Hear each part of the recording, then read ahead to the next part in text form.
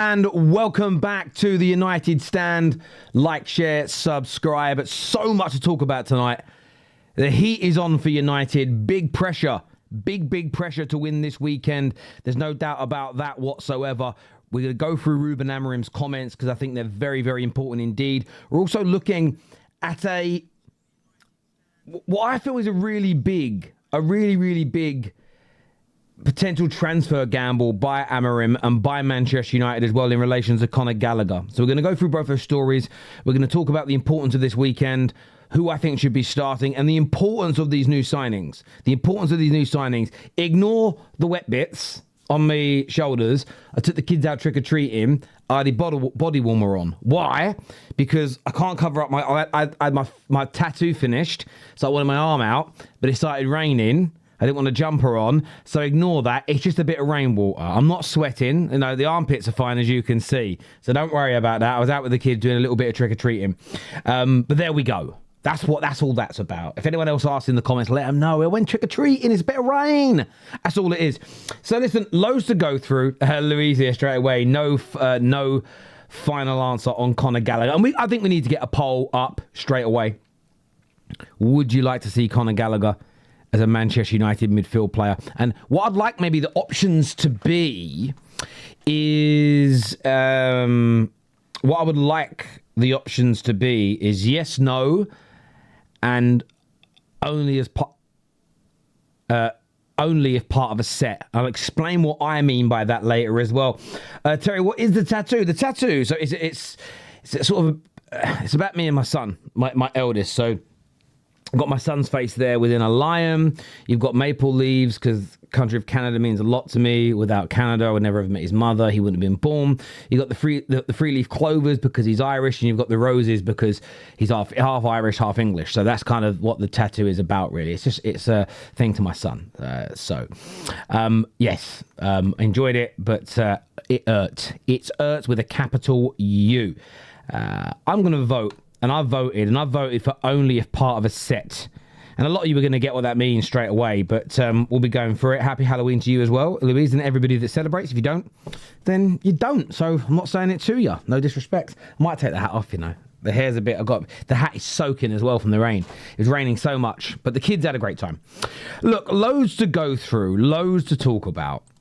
And I am going to start with Conor Gallagher. What does your gut say straight away? Genuinely, what did your gut say when you saw the news today? I'm going to read out what Ben Jacobs said. You may have already watched it on the United Stand. If not, watch it after this show. He says, asked if Conor Gallagher to United in January is still on the cards. Ben Jacobs says, yes, I think so. Gallagher's probably the most likely because he's the most feasible. And everyone else, they might go up will have to either overpay or they will have the player really... or the player will have to really agitate for a move. And we know that we're linked to Anderson, Belieber, Wharton. But United are looking at multiple midfield players between the January and the end of next summer, the end of the 2026 summer window as well. So the order for me isn't necessarily important. It's more about, as I've said earlier, the set. So if we decide we're getting Conor Gallagher and we're going to drop the pursuit for Belieber, we're going to get Conor Gallagher, and that means an absolute no to Wharton or a no to Elliott, Anderson, and that's our midfielder. That's going to be him and Bruno for the next 3 years. Then I'm completely against it. If it's just part of a set, so if Conor Gallagher came in the January, and then we in the summer we went out and got Belieber and Wharton, and that was our 3 new midfield players, coupled with Mainu, and maybe then you saw Casemiro move on amongst others, then I don't know if it's as bad. But we'll go to the rest of the story that's also come out and been put out by Ben Jacobs. He also said here, Gallagher's available in the January market. Man United are interested. There is a preference with their preference is a loan with an option to buy. Atleti might be open to a loan with an obligation, but they weren't open to any loan over the summer. And once again, if it flips in Ati's favour, they will sanction the permanent sale, but they basically want a fee in the region of 50 million euros. And it's all about whether or not you think Conor Gallagher is worth it. Now, I'm not a big fan of the guy. I'm not, in terms of, I don't look at him and go, he can transform our midfield. But when you are objective and you compare him to, say, Belieber and Wharton, he creates as many key passes per game as Wharton and far more than Belieber. His forward pass percent completion rate is exceedingly better than both players by a long way. He makes more forward passes. He actually is a better carrier. He completes more carries and more distance. Where he struggles is he doesn't win as much possession as Belieber, doesn't win as many duels as either of them, and he's not a great progressive passer of the ball. So for me, when I look at Conor Gallagher, I look at someone that can get involved in the attack and look at someone who is really good at intercepting the ball. And that is what he's good at. If you actually look at his interceptions, over the last 12 months, he's in the top 97 percentile for intercepting the ball. So for me, there is the potential here that he is a kind of not makeshift, but a replacement for someone like a Casemiro. Decent passer, likes to get involved in the attack as Casemiro does, but excellent at intercepting balls. You know, he's not a small lad. I think he's about 5'11", 6 foot, something along those lines. He's a decent size, covers the ground well. It's just a signing that I'm not blown away by. I don't know about you. I'm just not blown away by it. I'm not looking at the signing and going, wow, amazing. But as part of a set, my eyes are open. The other element that again, this is me being objective. My initial gut reaction is no. But what I will say is that Manchester United's success rate under the new ownership, especially under Amorim, I'm looking at a lot of their signings and going, they're working. I'm even looking at Mason Mount, who came in before Ruben. Ruben likes him. We've seen the best Mason Mount under Ruben Amorim. We still have issues with his fitness. But actually, he's been very good in a lot of the games that he's played. And I don't think anybody would deny that. And had Mount have come in from day one and been at this level and stayed fit, would we be looking at that transfer in a different way? So there is part of me that thinks, when you look at Mbeumo, you look at Šeško, you look at Cunha, you look at Lemaines, I look at the majority of the players bought for Ruben by... and I even like Dorgu. I think Dorgu's still quite raw, but I still think there's a player in there. I quite like it. So there is this part of me that goes, I don't like it, but is it all about my preference? And sometimes I think content creators have a habit of this. We all think our football knowledge is the best and we're right about everything. And I could be right that I don't think he's good enough. But at the same time, if Walcott believes that he is, if Barada believes that he is, if Amorim believes that he is, am I willing to objectively support it, objectively back it and say, okay, well, let's give this a chance? I think I might. But I'd love to get your opinions on this. By the way, thank you to Arna for becoming an official member, joining the members club. That's really, really kind of you. And Malek here says, January is the ideal window this year to buy players with a World Cup inflation on their value. You should just cash out and bring them in early. That's a really good point. That's a really good point. I also want to... A lot of it also for me depends on where we are come January. Because... And what do we need? I do want the midfield to improve. Would I like us to aim for better than Conor Gallagher? Absolutely. But then do I look at a midfield and go, let's fast forward 18 months. Imagine our midfield is Conor Gallagher, Wharton, Belieber, Mainu.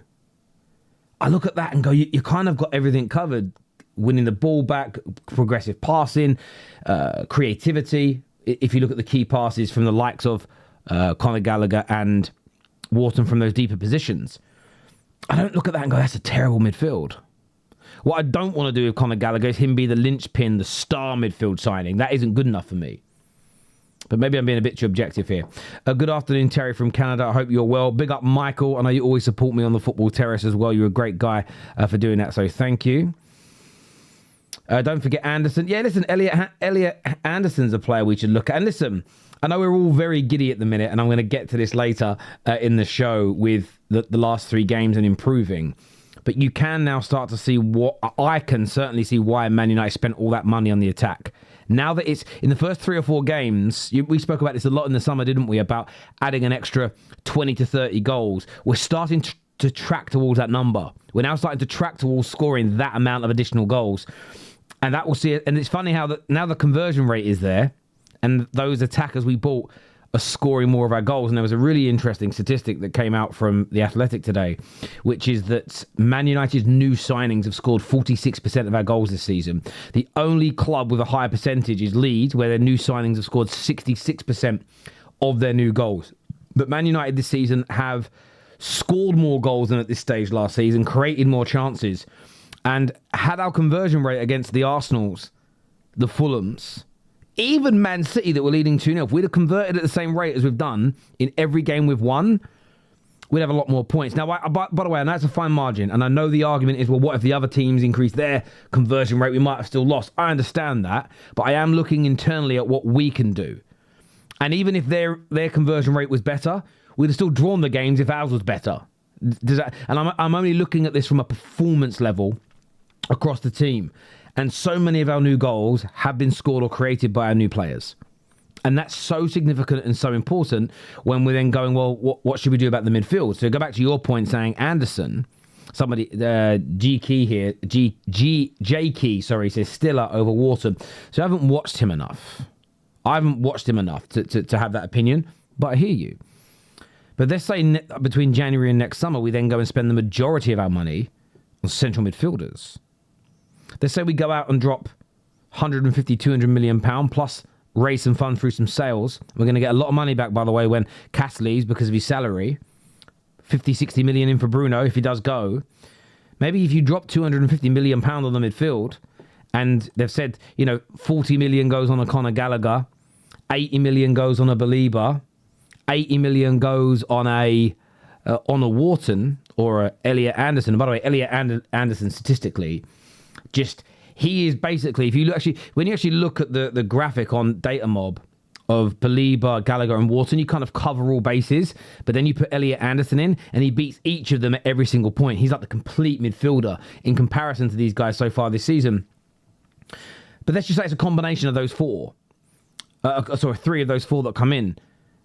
I just think you'd see an even better Man United team. So I get why we did what we did. You're starting to see now that the methods to what was perceived as a bit of a madness in the summer. We can't fix everything, but we need more goals. The first 4 or 5 games, I don't think our new attackers were really clicking. We feel like we're getting there now. And tomorrow will be another great game for these guys to step up.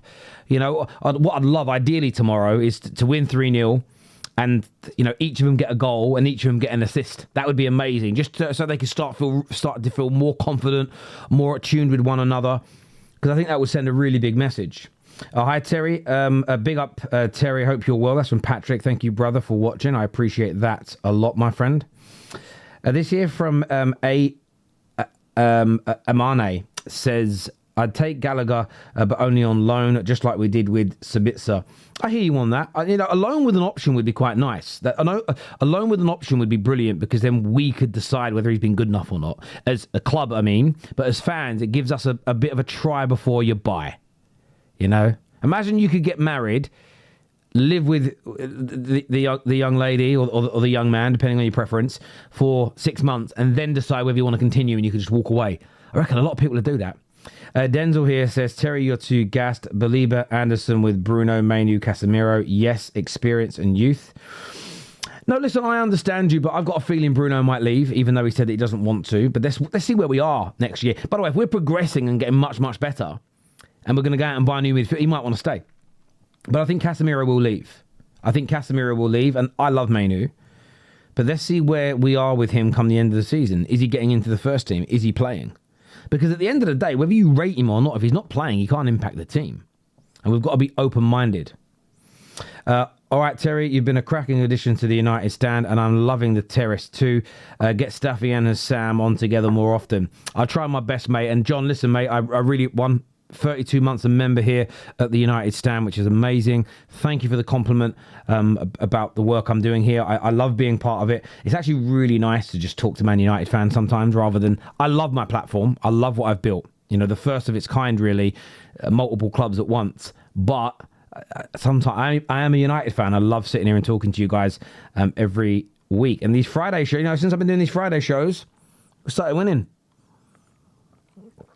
Why would we want to keep Mainu if he doesn't play now? He's not going to play under Ruben. Now, listen, I agree with you, fitness balance, and that's why he is a potential player that could also go. as well. Henrik, thank you for the compliment as well, buddy. That means a great deal to me. Martin says, Conor is a worker and his attitude is perfect for the current United midfield. He does work his backside off, and I do think that's a really underrated. A lot of people look at hard work as a kind of a prerequisite. The problem is that some people just do work harder than others. Some people, and sometimes it's an attribute in terms of stamina. Some players have more stamina than others. You know, you might find sometimes men and women date multiple people at once, okay? And you might find that two men are dating the same woman, and she likes them both, and she's trying to decide which one she wants to go steady with, which one she wants to make her partner. And what she might find is Johnny, he might be the better lover. He might be more kind and considerate. He might know how to wham, bam, ham better. But even though he's fit and he's healthy, maybe he just doesn't have the greatest stamina. 20 minutes in, and he needs to sleep. What you might have then is Jason. I don't know why I thought the name Jason. I just did. You got Johnny there. Jason, he's good. He's not the greatest. But what he has is this stamina. What he has is this second wind. What he has is this ability to, when it comes to the horizontal hula, he has this ability to go again and again.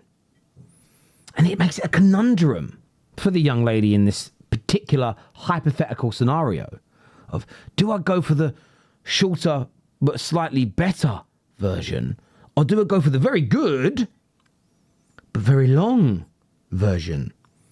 And these things, you know, and then it becomes about preferences. You know, what does that young lady in this particular circumstance want? What does she prefer? Does she need multiple satisfactions? You know, does it need to happen regularly in the same evening, or is she happy with one amazing blowout? Then because I got arrested, you know. And I'm not saying that's every player, but that's what you mean. It's horses for courses. Some women in that scenario are going to prefer the one who's best and then sleeps. Others are going to go, you know, I'm taking that option because it takes a lot to scratch my itch, right? It's true. It's what's got, you know, there's all these different, you know, horses for courses in life. I wonder if either Jason or Johnny is a bit of a horse. Anyway, I'm going to get a lot of pauses in the comment section now. It is what it is. But listen, I like the analogy. It's a good analogy. You know, when you've lived. I wanted to do it in the other direction because I thought it would be a little crude to speak about women in that way, even though, you know, men will think similar of, I prefer this and I prefer that. But we're not going to go into that. We're not going to do that here. But that's the thing. What we've got to get right, and I am at a point where I'm starting to really trust the recruitment at Man United. So that's the objective part of my brain kicking in. Because for me, there's this sort of, how do I say this in the right way? My brain's going, no. But then there's a little voice just going, but maybe they know more than you. You ever had that? I do get these voices in my head. I think it's healthy. Don't want him, don't rate him. Why do you think you know more than Wilcock? I'm like, what? Do you get those noises in your head? Let me know. Conor Gallagher, is it a yay? Is it a nay? Can't wait to read your comments back. Post-wise, what are we saying here? Would you take Conor Gallagher at United? 63% of you have said yes. 23% have said no. 15% have said only if part of a set, which essentially means the better part of 80% of you would take Conor Gallagher at Manchester United. That's a real interesting one. Red Redemption, that's the best comment of the night. Red Redemption, that's the best comment of the night. Amorim did the right thing, letting Wilcock take the credit for Lamines. That's because the recruitment is done by those guys. The manager will be sent a list. The manager will say what he wants, player-wise. He might even suggest names. The Wilcocks will run a team that will send out the scouts to find a talent that fit what's required, as long as they agree that that's what's required. They'll put together a shortlist of players that meet the benchmark, and then the manager will get to pick off that list. And that's how it should be run. It shouldn't be built directly in the image of any manager, because if they leave, you may need to start all over again. And they are. They're also responsible for... Do I think Ruben Amorim sat there doing all the scouting, looking at all the data and the stats on Mbeumo? No. I think he may have identified him and gone, he could be really powerful for us in that position. But then it would be Walcott's team and the people around him that would have done all the analysis to see whether it really works or not. So they do deserve the credit. The same as when it goes wrong. I'm a bit of an outlier as an individual when it comes to this kind of talk. I don't believe well-run clubs let their managers rule the roost. And I think the ones that do regress quite quickly. I really do. This guy taking us to the bedroom issues. I ain't got no bedroom issues, brother. I'm in good nick. In that area, my old mate. I voted yes, but I changed that to C to as a set. Now you've explained the option very well, Terry. As the only midfielder... then no, but as an incoming to other midfielders, then on loan, yes. No, I agree with you, Daniel. It's a great comment there. If, for instance, well, again, we don't know what we don't know, but if this was the option, listen, we're going to go and get a new left full-back, we're going to go and get another striker, we're going to go and get a new centre-back, and we're going to get one midfielder, and that one midfielder is Conor Gallagher, then it's a hard no from me. It's a very hard no at that point. And it has to be a hard no at that point. It will be a tough game tomorrow. I don't recall thrashing Burnley when Dyche was their manager. Yeah, Sean Dyche has got... I swear he's got a fairly decent history against Manchester United. I don't quite know what it looks like, but I reckon if you did the research, it's pretty good. And tomorrow's game is an interesting one. I don't know if you guys have seen it. It brings us very nicely into the next section of the show. What Ruben Amorim has said. And I'll read you his quote here. He said that the mood is great now, but the pressure is on us. Everyone is expecting a lot from us, and that's a good thing. Players are prepared for the game, but also we are prepared for how difficult it is going to be. But we are confident that we will find that we can win the next one. And I love that. I really, really love that comment. And I'm going to sound for a moment a little bit like Standards FC in a moment. But he also goes on to say on the expectations of tomorrow's game, he says, we need to know we are not going into the same space as we did against Liverpool, Brighton and even Sunderland. It's going to be a different game. We've got to be prepared for that feeling. It's going to be tough. And what I like about what Ruben is saying is that it isn't the same game, so we're going to have to operate in some slightly different ways. And I think tomorrow's a game where Šeško is needed from the start. I think Šeško is going to be needed. I think we're going to need his hold-up play. I think we're going to need his height and his power up against Nottingham Forest. But what's interesting is that he's essentially alluding to me, what I'm hearing when listening to Ruben's comments, and I would love to get your opinions on this, is that the players are in a great space. They're getting that feeling for winning, but they're preparing really hard because they want to maintain that feeling. And that for me is beautiful. That for me is the right way to behave. Being successful, getting success. Some people get a bit of success and then become lazy. I've seen it in my working life. Do you know what? I've been number one salesman 3 months running. My bonuses have been great. And I've seen people do that when I used to sell phones, when I worked in the bank, all different manners, walks of life. And then they become, I've seen it in the YouTube world. Someone's channel starts to blow up, they start doing well, but then there's no innovation, then there's nothing new, there's no difference, there's no contrast, and they fall off, or they stop doing in the sales world, they stop doing all the pipeline building, and then things start to dry up, and they think it's just going to fall on their lap, and it doesn't, and then they have a few deals that fall through, and suddenly they go from being the best to mid-table. And I love the fact that the players are preparing for the game, and they're pushing hard, they know it's going to be difficult, and they want to win. But the pressure will increase now. And as much as I keep asking, and this is only my view on this, and that is, I keep saying, United fans, please don't get carried away. United fans, please don't go over the top. United fans, don't put too much pressure too early on these players. Don't start talking about Champions League. You know, if we did win tomorrow, don't start talking about title races. None of that. No, we're back. And in the moment of excitement, you, me, and everybody is capable of going over the top. But when the dust settles and it comes to real conversations, let's slow down. Let's learn to walk before we can run. But equally, the players are going to feel a sense of expectation because fans are like, okay, well, 1-3, let's go and win 4. There'll come a time when we'll lose, and there'll be a pressure to get straight back to winning ways and not to get stuck in a rut. The reason why I think it's important to increase the pressure, but you've got to do it, I think the right word I want to use is sort of exponentially. You know, over time it gets greater and greater. Because too much pressure too soon and it can crack and fall. Too much pressure too soon and it could all fall apart. We've still got to let, even if we're just seeing the foundations being put in now, you've got to let those foundations set.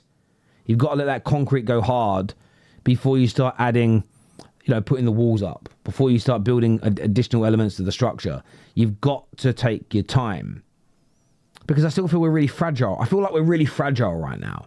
And the example I've used is, imagine you ever seen Castaway with Tom Hanks? And he's trying to work out how to light a fire. And at that moment where he gets the wood really warm and he starts smoking and he's lightly blowing on it. And then you see a few little flames.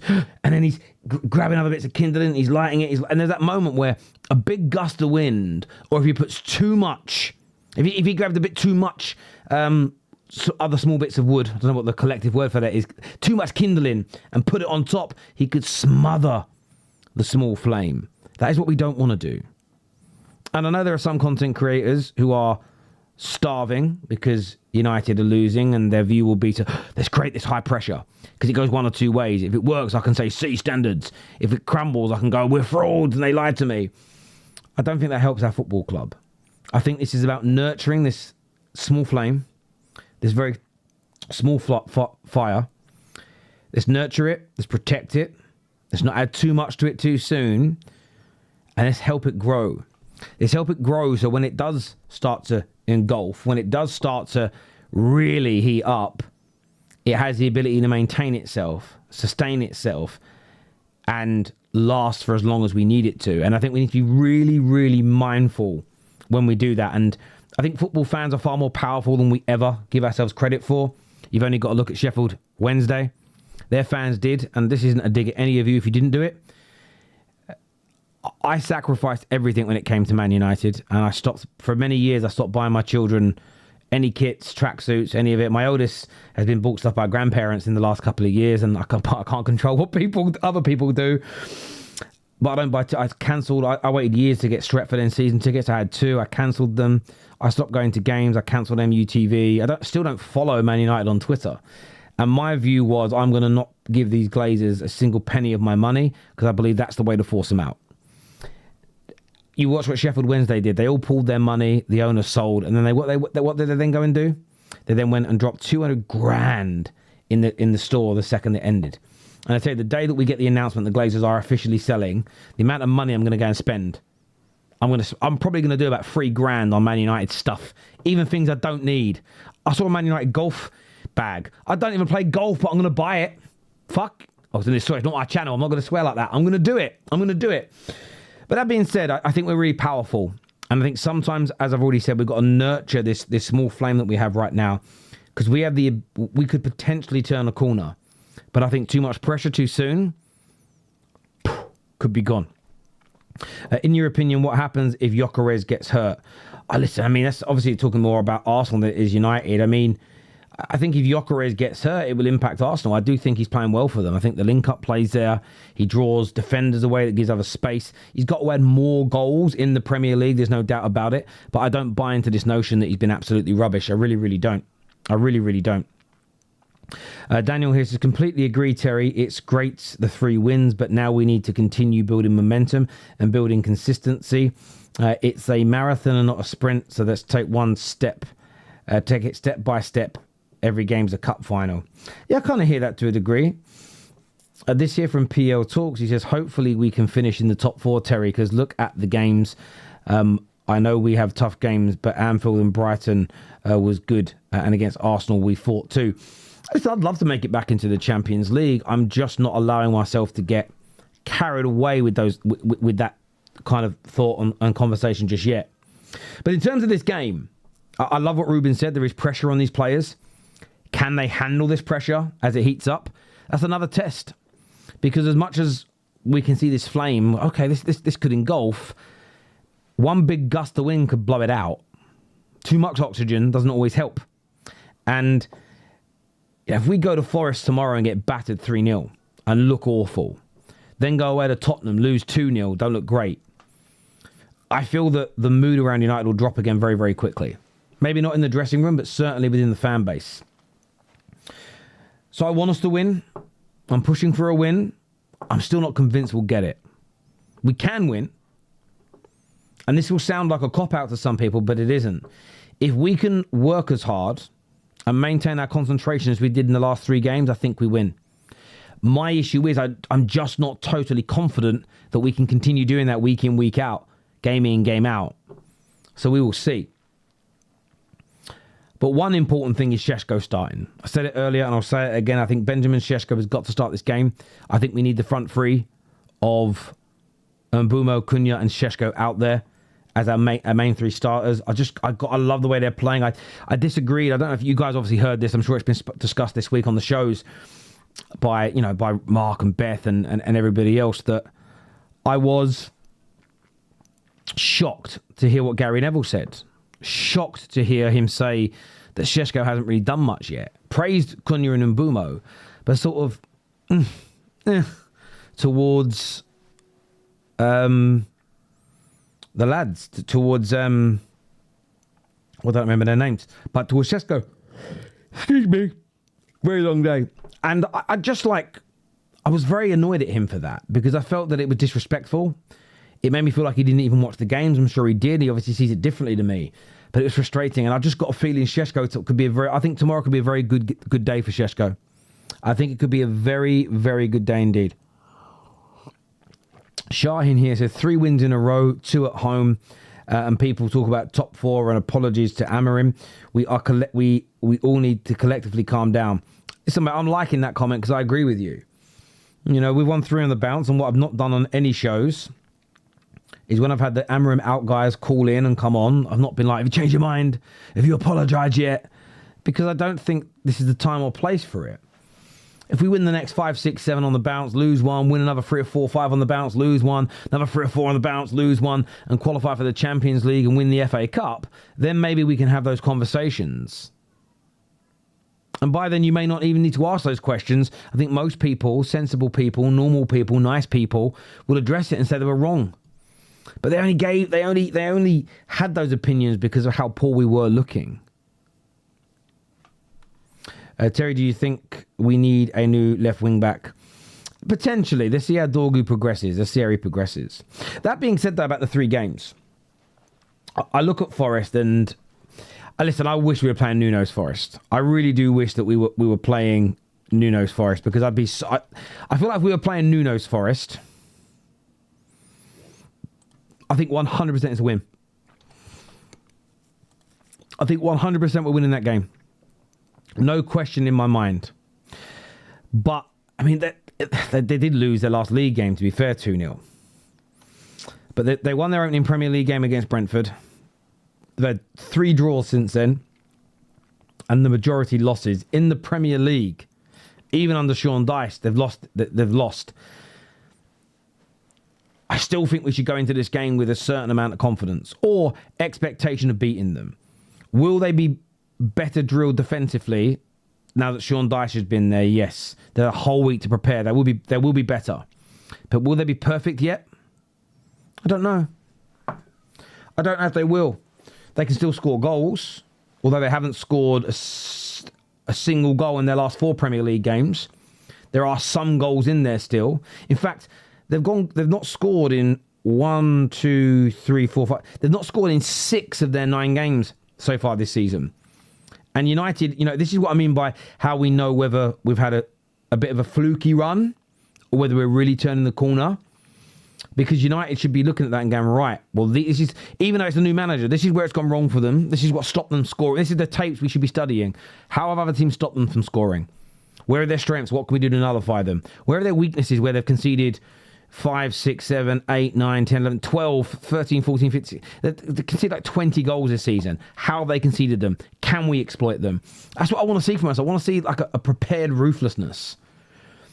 And, they got a very lucky 1-0 win against us last season, by the way, when they were playing very well. And I just want to see us go there, and I want to see us stick it back to them and make it 4 wins on the bounce. And I'd love it to be a good away win. And I think then we can start to have some more sensible conversations about corners being turned and everything in that kind of ballpark. I almost feel like the next 2 games... And it isn't just about winning 5 on the bounce. We could actually play well in these next 2 games, draw 1 and win 1. And I would still have the conversation because the performances are still and this is the thing for me. The reason why I'm saying what I'm saying is performances for me are still more important than the wins. I want the wins and the 3 points feel amazing. But it is the performances. And if you guys go back, listen, I lost my mind when we lost to Grimsby. I was talking about losing faith. I think I even said I've lost faith in the next manager as well. I was in a bad place. But I did also address at the exact same time that some good wins and performances could change my mind. I was very aware, even when I was angry, that it was a real feeling, but one that could be switched with good play. But for the majority of this season, you guys have sat here on the United Stand with me. Some of you have come across to the football terrace and listened to me. When we spoke on, and I see you, Lou, by the way. I see you, Lou. I see you, Rob. I see you, Mama Flossie. Big up yourselves. Thank you for watching. You guys have definitely heard it. You watched me here and on the terrace. And there's this element of, well, we were good against Arsenal. We should have beaten Fulham by more. Even when we went 2-0 down against City, there were some good things that I saw. The only game in the Prem that I've not taken anything positive from this season was Brentford. And that's why the next 2 games, I want performances. Now, of course, I want the win as well. I'm greedy. But it's the performances that I think we need to start as a fan base to review and assess performances even more so than results. And I know some people go, Terry, but it's a results-based business. Yes, but until your performances are consistent, you're never going to get the results on a consistent level. You have 2 salespeople. One guy's out, person A is outperforming person B. But if person A isn't following the right processes, isn't selling correctly, is cutting corners, but they're just kind of getting a bit lucky with a few people misunderstood things. Oh, they're getting sales. You're going to get comebacks on that at some point, those sales aren't right. You're going to get comebacks and returns on them and complaints and lose money. Where maybe the guy following procedure who isn't quite getting them over the line, with the right coaching and the right bit of patience, you might have someone fantastic later on down the line. Then you've got to get that judgment call correct. But it isn't always just about delivering in the short term. You always have to look medium and long term into this. So I really want a performance. I really want performances. Of course, I want the wins too. I'll reiterate that again for all the funny people at the back. Or again, you're not all going to get... I'm going to give you a reference, a movie reference, and then I want you to tell me what movie this is from. This is how brilliant some of you will or won't be. I'm talking to the people on Table 9. I'm talking to the people on Table 9. Let me know what movie that is from. Table 9. This from Driver, says, totally hear you, Terry. Big up yourself. Daniel Thompson here says, Forest seem to be missing Elanga more than we expected. I know Ricky likes Elanga too, so I think that's one for him. But he's been a big loss to Forest, but everything off-field is a huge hindrance. Yeah, I think everything that's happened off-field has been a massive hindrance, as you say. I think that's a very, very fair point. I also feel that Elanga, he had that speed on the counter, and it's something in the modern-day game that's such an important element to have. Who to blame? What are we talking about? We're talking about tomorrow's game, my friend. Give me your thoughts. Give me your opinions. None of you are telling me what movie that is. I'm very disappointed. I'm very disappointed that you guys don't remember or know what Table 9 is. Wow.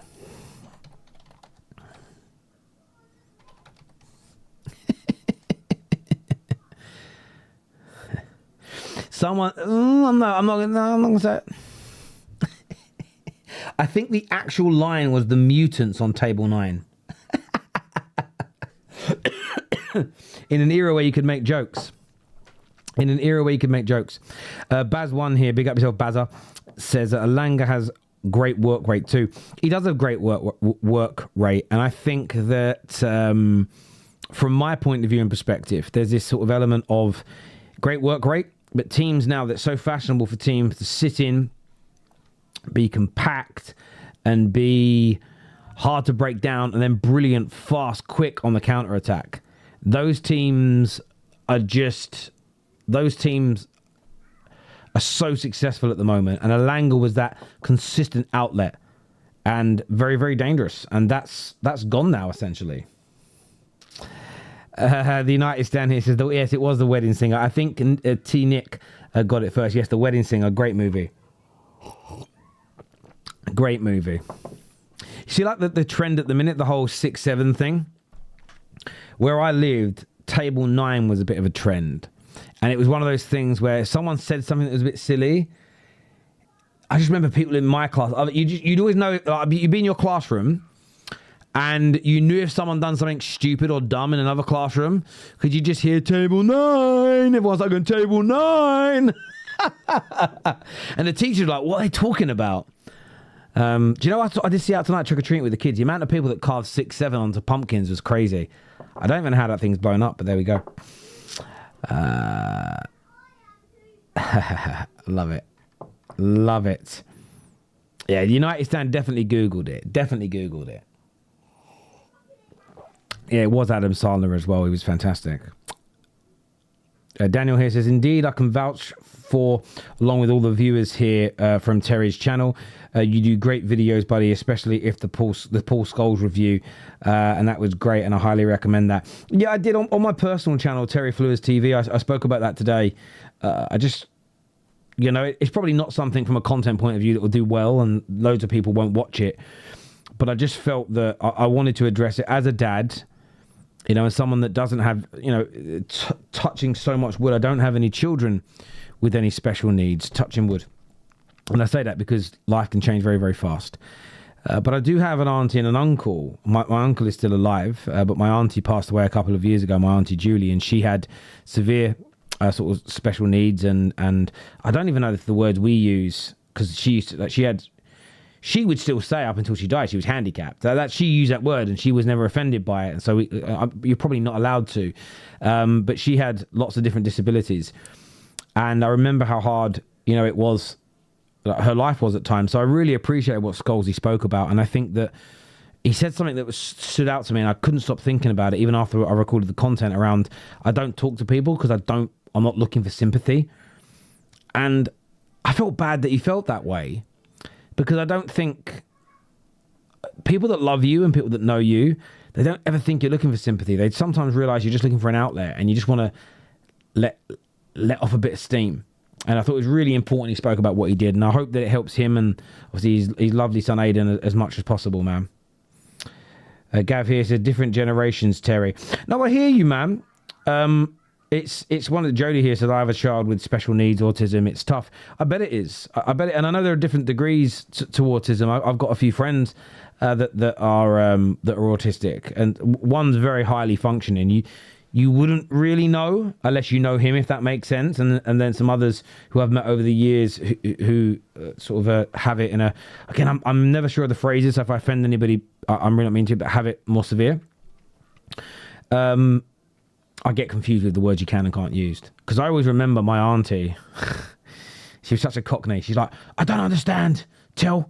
I don't know. She used to call me Bones. She didn't call me Tell. She used to call me Bones. Because I was very skinny as a kid. She used to call me Bones. It's like being EastEnders. We were just, everyone's so loud and like at each other. This is why I find that the younger generation harder. Because we just ripped, everyone in my family ripped into everybody. Does that make sense? Like, she used to call me Bones. I was a skinny little kid. Bones, she used to call me. We used to call her, there's a cartoon when we were kids called Captain Caveman. And my aunt had quite gingery hair. And once she came out the shower, she had a towel wrapped round her. And her hair was everywhere. And I remember my brother just going, Captain Caveman. Like, we used to rip into her, but she'd do it back. It was great fun. But yeah, I remember when people started using, instead of saying somebody was disabled, they were saying that they were like handy capable. And I remember her going, man, I don't even know what that means. She was like, I ain't capable of very much. What do they mean? And I was like, Julie, I don't know what to say. I don't know what to say, babe. Oh, bless her, man. Miss her. I miss her. Great woman she was. Great woman she was. Loved her nephews like something else she did. She was great. It was we'd shout Captain Caveman at her once, right? She wouldn't let me. She was in the house, and my mum went out for a bit, and my dad, and she wouldn't let us do something. She went out on the balcony. We lived in a high-rise flat. I think we locked her out there for a little while so we could nick biscuits. And one of the things we weren't cruel about it, but she kind of actually got worse as she got older. Actually, I think if my memory serves me right. But yeah, great times. Yeah, man, great times. She used to put crisps in our bed. So we got to bed, like, oh, she'd do all stuff. She was great.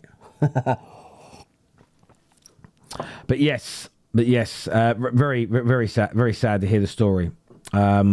Jody says, my son is high functioning too. Oh, it's good to hear. Oh, that's good to hear, you know. It's, yeah. And Scholes, he said one thing that stood out to me so much when he said that like a fear he's now got is thinking, what happens when I'm not here?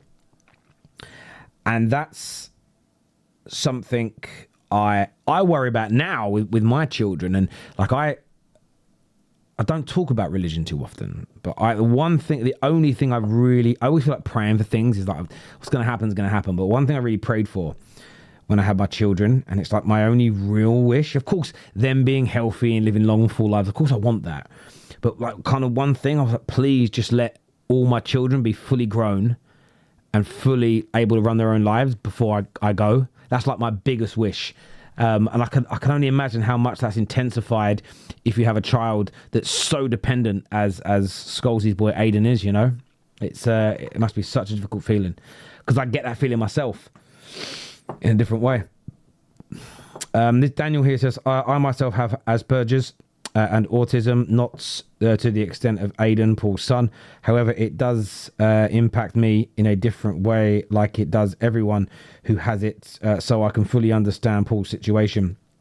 Yeah, no, I get you. And that's the thing about the spectrum of it. There really is sort of different levels and things like that. And I read something, again, if I get this wrong, I'm only repeating what I read. I read somewhere that everybody's kind of on that spectrum, if that makes sense. It just depends upon the sort of severity of it, as it were. And yeah, just love your kids, man, as best you can. It's hard. Listen, it's hard whether your kids have got special needs, don't have special needs. Some kids are real hard work. I mean, even if I just look at mine, right? My daughter, she would make anybody want to have more kids. And then I have my boy, my youngest. He is an advert for never having children again. He's not nasty or horrible. He's just hard work. And it's part of being a parent. And listen, you know, I think whether it's special needs, whether it isn't, you know, it's every day's a learning curve, and nobody's perfect. Nobody gets it right every day. Everybody makes mistakes. I make mistakes every day. You know, we're all just trying. We're all learning on the job. You know, and the rules change, the laws change, society changes. This right, is this wrong? You know, me and a lot of the dads that take our boys football on a Saturday morning, we were talking about this last week. We were talking about hitting our children. And I said, do you want to know, thankfully, I don't have to hit my children. I don't want to hit my children. They're not naughty enough for it, to even think about it. But I said to them, one day it might happen. And I said, well, there's two things. And I know we're getting well off topic here, but there we go. There's two things I'm confused about. I said, where is the line between hitting a child and it damaging them psychologically, and your child learning that if you run your mouth at the wrong people, you're going to get hit? I don't want them to grow up thinking, and this is again, I don't have the answers, and I suppose no one here does. I'd love to speak to someone who gets it, because I've read things about every time a parent hits a child, it like psychologically scars them. But then I also see young people that grow up now thinking they can talk however they want to people and there's no recourse. But in real life, there is. Someone will hurt you. And we were just having that conversation, and all of us saying the same thing. No idea how to handle it. And yeah, the world's, it's hard being a parent. It really, really is. It's the hardest job in the world. Hardest job in the world.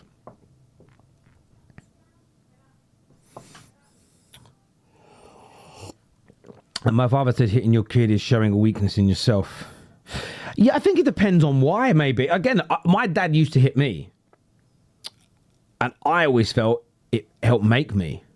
It made me realise that sometimes if you run your mouth, someone's going to hurt you. So it made me, when I grew up and went to pubs and was in bars, and when I'm out, it's like, that guy looks like he can hurt me. Even though he's annoyed me, I'm going to keep my mouth shut. Equally, on the other side of things, if my dad was just losing his temper for the smallest thing and he's beating me up, absolutely.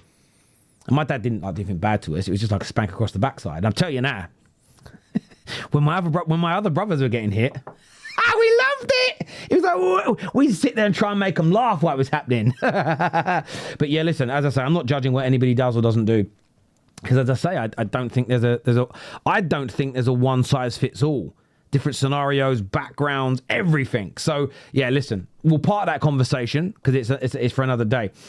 But yeah, the Scholes stuff was very, very interesting. And I advise everyone to go and have a listen to it. Yeah. And right, I agree with you. I absolutely agree with you. But again, we were just having that conversation. You know, and it was one of those things, because I was like, I don't know how to, and maybe you're right. Maybe it is a case if you discipline them so they realize there are consequences still for doing things, saying and doing things. But there we go. Love is the one thing that we're capable of perceiving that transcends dimensions, time and space. I love Interstellar. That's Interstellar, right? I love that movie. Right,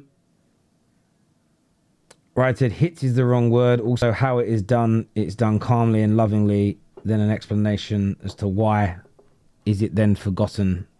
Yeah, listen, it's a can of worms conversation. Probably not the right place for it. So let's move on. And I respect all of you out there.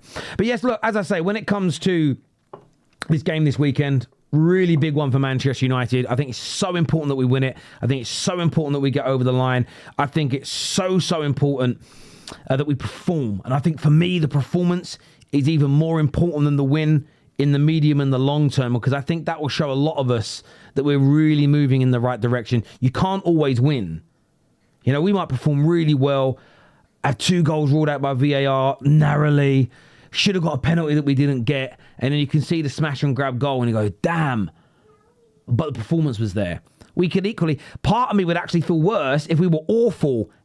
And it happened the opposite way. Got battered but didn't concede, and then nicked a late goal. I'd celebrate the win, but I'd be like, oh, that was a bad performance. I want the performance first and foremost, because I think that shows more progression than just winning a football match. But that's just me. Hell yeah, Terry. Great writing by Chris Nolan. Very true. Really hope we get the win as well, is what Eugene says here. Big up, Eugene. Yeah, I hope we get that win as well. It's going to be a big one, man. Ryan here says, what's up, Terry? Happy Halloween from Kansas City. Great job today. Have a great weekend. Let's go United. Well, that's also it. Like, we're not the 12:30 game, but we're one of the 3 o'clock games. We're like the first games. So, you know, let's get a win out of the way. We can enjoy the rest of the weekend. We can enjoy as United fans, we can enjoy the Champions League football. And it'll be great to watch. It really, really will.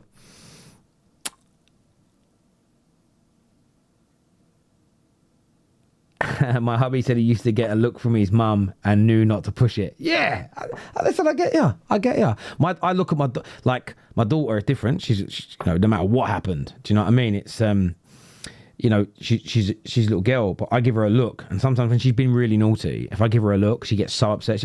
She gets upset, like, don't look at me that way, Daddy. And I just thought, that's my look when you've disappointed me. And she's like, and bless her heart, it makes me want to cry when she says it, but you've got to be strong, right? She's like, I'm going to make sure I don't make you have to look at me like that again. So yeah, listen, there are different ways. And listen, I'm not the best dad in the world. I know I'm not. I wish I was. I'm not. But yeah, there we go. Listen, I want to thank you all so much for tuning in on this Friday evening. This is going to redirect you to That's Football. So go and support Mark over there for the second half in his Bundesliga live stream. Go and support what he's doing over there, because it's massive for this industry. United Stand will be back tomorrow with the build-up to kick-off. Obviously, the watch-along, match reaction and fan forum. So make sure you're all tuning in for that. If you don't follow my channel yet, come and check out the Football Terrace. It'd be great to see you over there. But I want to say a big thank you. Take care. Goodbye. God bless. And come on, United. Let's try and make it 4 in a row.